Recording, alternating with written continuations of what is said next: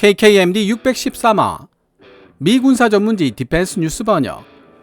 미국 다국적 신형 이지스 구축함 건조를 제안하다. 한미일 공통 플랫폼 DDG 제이로커스의 등장. 미 해군 소속 알레이 버크급 이지스 구축함 스프루언스의 지휘관이었고 지금은 영국 옥스퍼드 대학교에서 미 해군 선임연구원으로 활동하고 있는 더글라스 로브는 지난 2023년 10월 6일 미국의 군사 전문지 디펜스 뉴스를 통해 흥미로운 주장을 펼쳤습니다. Japan, South Korea, and the US should mirror AUKUS for destroyers. 일본, 대한민국 그리고 미국은 신형 구축함 건조를 위해 AUKUS를 거울 삼아야 한다. 라는 제목의 이 기사는 한마디로 기대 수명이 얼마 남지 않은 알레이 버크급을 대체할 수 있는 신형 이지스 구축함을 한미일 공통 플랫폼으로 건조하자는 제안을 담고 있습니다. KKMD 563화 미 CNN 번역. 발상의 전환, 중국 해군의 양적 팽창을 따라잡고 싶은가? 미 해군, 대한민국 세종대왕급에 주목하라. 편에서 소개해드렸던 내용과 연결되는 맥락을 가지고 있는 기사인데요. 국내 조선산업의 부진으로 더 이상 중국의 양적 성장을 따라잡지 못하게 된 미국이 동맹국 대한민국과 일본의 우수한 조선 능력에 주목하고 있는 모습입니다. 미국 언론 CNN은 2023년 6월 3일 기사를 통해 미국은 최고의 성능을 지니고 있으면서도 상대적으로 저렴한 비용의 해군 하드웨어를 생산 및 운용하고 있는 나라들, 이를테면 대한민국과 일본을 강력한 동맹국으로 보유하고 있다고 전제하면서 대한민국과 일본이 건조한 전투함을 구입하거나 미국이 설계한 전투함을 이들 나라의 조선소에서 건조하여 가져온다면 중국 전투함들과의 수적인 격차를 줄일 수 있는 비용 효율적인 방법이 될 것이라고 주장하고 있습니다. CNN은 이러한 아이디어의 실현을 맡고 있는 현실적 장애물들에 대한 이야기도 함께 언급했는데요. 현재 미국 법이 기술 유출 등에 대한 우려와 자국 조선 산업을 보호하려는 목적으로 해외에서 전투함을 구입하거나 아웃소싱하는 것 자체를 금지하고 있다며 아주 가까운 한국과 일본 같은 동맹국이라고 하더라도 이 원칙은 예외 없이 적용된다고 지적했습니다. 그럼에도 불구하고 미래에 있을지도 모르는 중국과의 해상 전투에서 미국이 우위를 점할 수 있으려면 해당 법을 손봐야 한다고 이야기하는 미국의 군사 전문가들이 많다는 내용도 CNN은 함께 전하고 있었습니다. 오늘 번역해볼 미국의 디펜스 뉴스의 기사는 2023년 6월 3일 CNN의 기사보다 한층 더 진일보한 내용을 담고 있습니다. 실제 알레이 버크급을 지휘했었던 미 해군 지휘관이 작성한 기사인 만큼 상당한 설득력을 지니고 있는데요.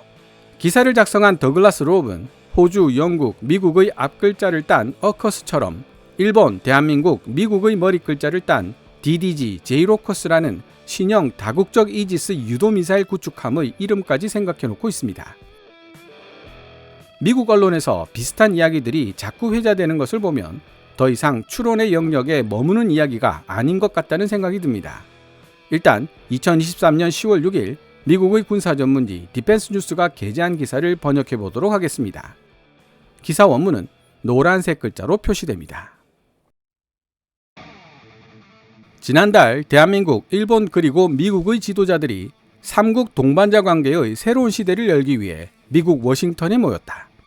그들은 이러한 협력이 인도태평양 지역이 번성하고 연결되며 탄력 있을 뿐만 아니라 안정적이고 안전한 지역이 될 수 있도록 보장하는 데 필요한 공동 역량을 창출해내기 위해 필요하다고 선언했다.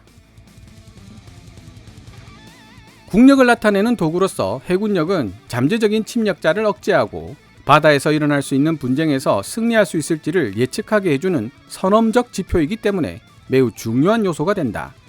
그러나 미국 방위산업기지와 관련된 규정들이 외부 도움 없이 전력을 증강시키려는 미 해군의 노력을 복잡하게 만들고 있으며 조선 산업에 대한 전례 없는 초당적 예산 지원에도 불구하고 국내 조선업체들은 미 해군이 요구하는 사항을 충족하는 데 어려움을 겪고 있다.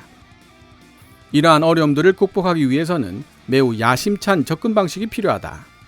한 가지 대안은 전투함의 작전 가용 시간을 늘리기 위해 수리 기간을 줄이거나 아예 없애는 방법도 있지만 대신 이 방법은 향후 더 많은 유지 관리 비용을 필요로 하게 만든다는 단점이 있다.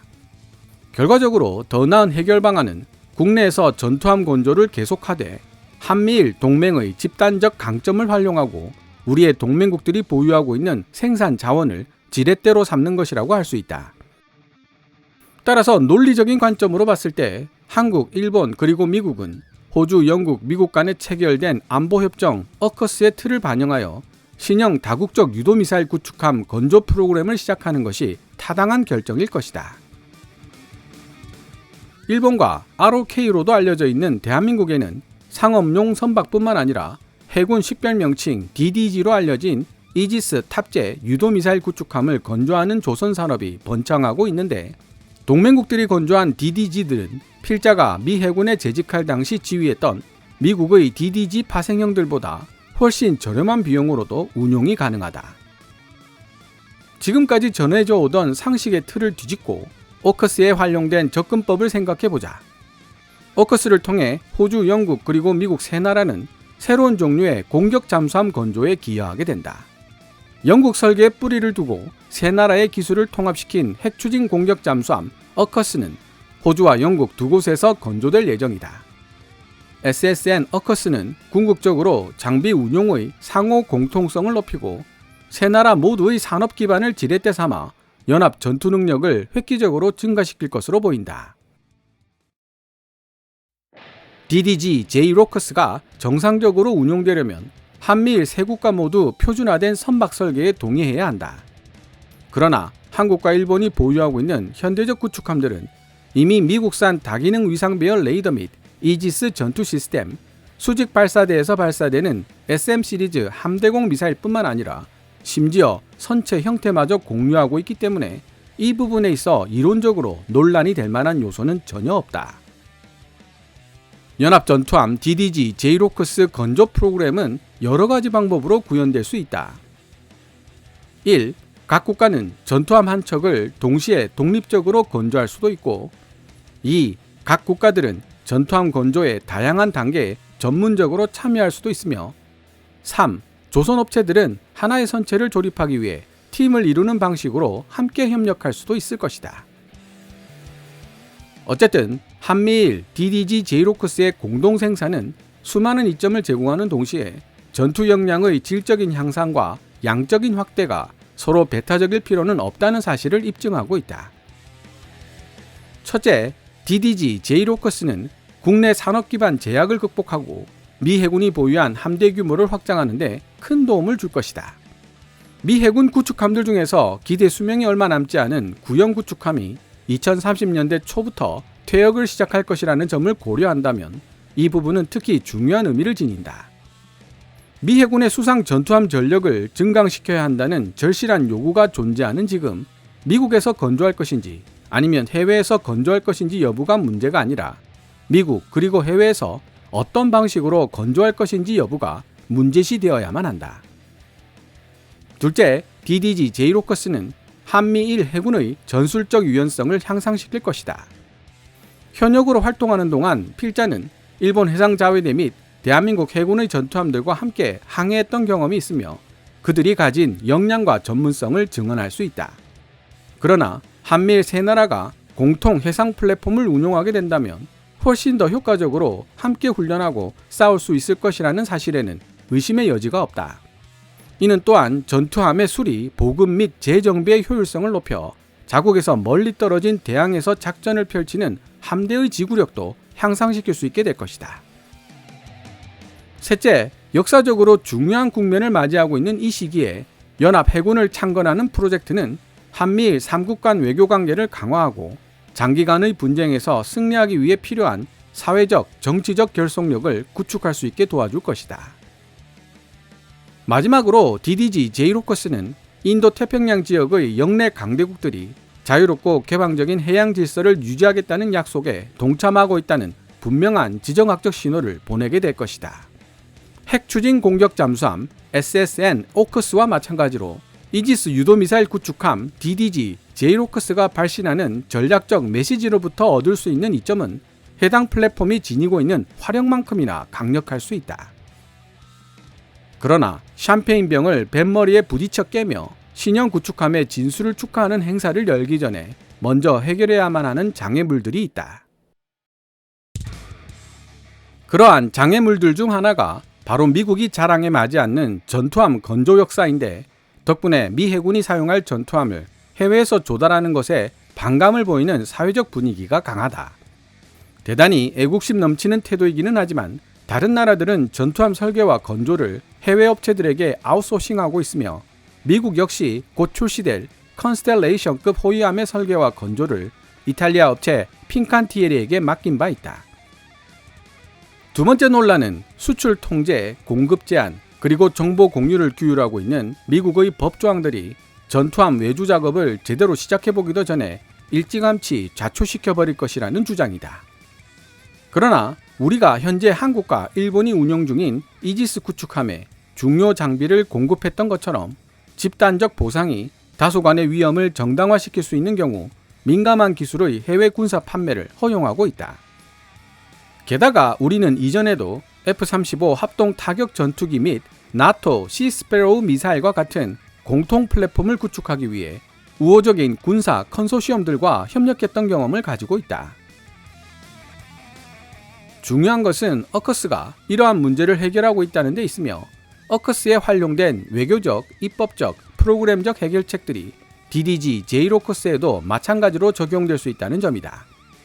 핵추진 잠수함 SSN 어커스와는 달리 재래식 추진 체계를 갖춘 신형 이지스 유도미사일 구축함 건조 프로그램은 비밀스럽기로 악명 높은 원자로 기술이 포함되어 있지 않기 때문에 빠른 속도로 사업 진행이 가능하다. 해상 전투의 복잡한 특성은 미국의 전투 우위를 배가시키기 위해 가장 유능한 동맹국들과의 전술적, 기술적 협력을 필요하게 만든다. 함께 진행하는 전투함 생산은 미국과 동맹국들 간의 이해관계를 일치시킬 뿐만 아니라 현재 번영을 누리고 있는 인도태평양 지역이 앞으로도 계속 번창하도록 보장할 수 있는 중요한 수단이 될 것이다. 지금까지 미국의 군사 전문지 디펜스 뉴스가 2023년 10월 6일 게재한 기사를 번역해 보았습니다. 기사를 작성한 더글라스 롭은 DDG 제이로커스가 정상적으로 운용되려면 한미일 세 국가 모두 표준화된 선박 설계에 동의하는 과정이 선행되어야 하는데, 이 부분에 대한 동의는 이미 이루어져 있는 것이나 마찬가지라고 설명하고 있습니다. 저도 한미일 이지스 구축함에 대한 자료를 찾아 읽으면서 종종 생각했던 내용입니다만, 일본의 아타고급은 아예 미 해군 알레이퍼크급 설계도를 그대로 가져와서 만든 전투함이고, 세종대왕급도 독자적 설계라고는 하지만 이지스 전투관리 시스템과 함대공 무기체계, 그리고 외부적 형태 등에 있어 알레이퍼크급과 쌍둥이처럼 닮아 있습니다. 기사 본문에서도 언급되고 있지만 미국은 대한민국과 일본의 이지스 구축함들에 대해서는 예외적이라고 해도 좋을 만큼 관대하게 주요 기술과 핵심 장비들을 이전해 주었습니다. 그러니 이번 사례가 또 한 번 반복되어도 이상할 것이 없다고 더글라스 롭은 주장하고 있는 것입니다. 또한 더글라스 롭은 전투함을 한국 및 일본에서 조달한다는 아이디어에 대한 미국 사회 및 조선업계의 저항을 어떻게 최소화시킬 것인지에 대한 힌트도 어커스 사례에서 찾아볼 수 있다고 언급하고 있죠. 저는 이 기사를 읽고 난 후 대한민국과 일본 사이의 군사적 협력 관계가 깊어지는 것에 대해 우려를 나타내는 분들도 있을 것이라는 생각이 들었습니다. 그런 우려를 가지고 있는 분들에게 있어 DDG 제이로커스의 등장은 그리 달갑지 않은 일이 되겠죠. 개인적으로 중국의 군사 대국화가 진행될수록, 힘을 앞세운 소위 전랑 외교가 일상화될수록 동북아시아의 군사적 긴장도 함께 높아질 수밖에 없으며, 이는 결국 한국과 일본 그리고 미국의 군사적 협력 관계를 보다 심화시키는 결과를 가져오게 될 것이라고 생각하고 있습니다. 최근 우크라이나를 침략하며 국제사회에서 공분을 사고 있는 러시아 역시 중국의 전랑 외교를 차용하며 주변국들을 위협하는 거친 언사를 일상화시키고 있습니다. 당연히 이는 러시아 주변국들의 군사력 증강 및 군사 협력 관계 심화라는 결과를 불러오고 있고요. 남중국해의 90%를 자국 영토라고 주장하는 중국에 대항해 미국을 등에 업고 실력 행사에 나선 필리핀 해군과 미국으로부터 F-16의 도입을 진지하게 고려하고 있는 베트남 공군 등도 좋은 예라고 할 수 있습니다. 중국으로부터 느끼고 있는 불안감이 군사력 증강과 미국과의 동맹이라는 형태로 표출되고 있는 것이죠. 한미일 공통 플랫폼 DDG 제이로커스에 대해 중국이 어떤 반응을 보일지 충분히 예상되지만 결국 DDG 제이로커스의 등장을 불러온 원인은 다름 아닌 힘을 앞세운 중국의 전략 외교가 아니었을까 생각해봤습니다. 오늘 KKMD에서 준비한 내용은 여기까지입니다. 시청자 여러분들의 좋아요와 구독 그리고 광고 시청은 KKMD의 미래를 위한 양식이 됩니다. 후원 멤버 및 슈퍼땡스로 후원해주시는 고마운 분들의 댓글은 항상 감사한 마음으로 챙겨 읽고 있습니다. 방송되었던 내용들은 KKMD 공식 블로그에서도 만나보실 수 있으니 구글이나 네이버 검색창에서 KKMD를 검색해 보시기 바랍니다. 지금까지 시청해 주셔서 감사합니다. 케멘즈 밀리터리 채널 KKMD